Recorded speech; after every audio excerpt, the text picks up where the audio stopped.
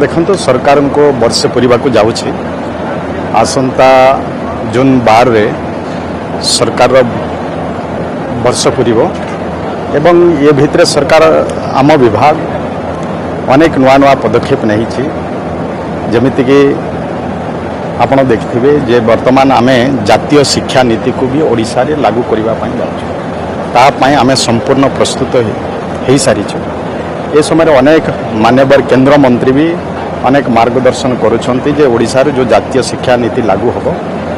से जातीय शिक्षा नीति आम केमती को भल भाव में लागू करें आम केमती सफलता अर्जन करें बारंबार आमर बैठक हो अनेक विषय रे रिव्यू हो गत काली भी केंद्र रे केंद्र शिक्षा मंत्री सबुपरे से भी रिव्यू नहीं गत दिन मानक ओडिशा रे पीएम श्री स्कूल नथिला आमे PM Shri school 462 PM Shri school पाई सारी आउरी भी केंद्र प्रतिश्रुति मिली जे आमको आउरी भी 200 पर्यंत भी आमको आउ पीएम श्री स्कूल ओडिशा को मिलिबो निश्चय एथिरे शिक्षा व्यवस्था रे परिवर्तन आसीबो अत्याधुनिक शिक्षा व्यवस्था ओडिशा रे हेई परिबो तार पई आज व्यवस्था होउछि तो सहित भी आमे अनेक जो शिक्षक अभाव परिलक्षित होता गत दिन सरकार शिक्षक भी दे पारि नथिले किंतु आज शिक्षक नियुक्ति रे भी आम सरकार आसीबा परे परे जूनियर शिक्षक हो 16,009 शिक्षक तापर भी आउ 2,000 रु अधिका शिक्षक नियुक्ति देइछु वर्तमान भी रिक्रुटमेंट प्रोसेस चली आम आगामी दिन रे भी अनेक शिक्षक नियुक्ति देबु तेणु ये क्षेत्र में भी आम जमती शिक्षक नियुक्ति भी आम आगुआ रहीछु जदि नियुक्ति क्षेत्र में देखा सर्वाधिक आम शिक्षा विभाग रे आम नियुक्ति दे सारी तत्सहित भी आउ भी देखागला जे प्राथमिक शिक्षा व्यवस्था रे परिवर्तन आनिबापाई ताको सुदृढ़ करने वर्तमान गोदावरी आदर्श प्राथमिक विद्यालय भी व्यवस्था होची बहुत कम दिन भितर तार भी भित्ति प्रस्तर स्थापन हम मान्यवर मुख्यमंत्री मोहन माझी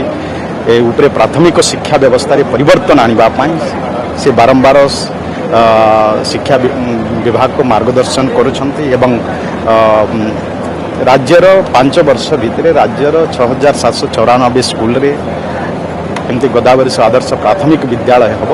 निश्चय ये प्राथमिक शिक्षा व्यवस्था रे परिवर्तन आनिबो पिला माने गुणात्मक शिक्षा पाई परिबे आम विभाग आउरी भी वर्तमान जे ड्रॉप आउट केते संख्यार ड्रॉप आउट होती पिला माने को कारण पाई से माने स्कूल को जाई नाहंती घरे रहिछंती आर भी से गोटे गणना प्रस्तुत करिछंती ड्रॉप आउट को नहीं कि वर्तमान आमर शिक्षक माने घर को घर जाए केते पिला स्कूल को प्रथम 18 वर्ष पर्यंत केते पिला स्कूल को न जाई घरे रहिछंती को कारण पाई रहउछंती आर भी गोटे सर्वे होउची सर्वे सरीची आमे सेथिरे भी सफल हेइछु एवं परवर्ती समय रे कोन कले जाए ड्रॉप आउट कमिबो ता पाई चिंता होउची वर्तमान ड्रॉप आउट करबा पाई भी माधव सिंह हाथखर्च योजना विशेष करिया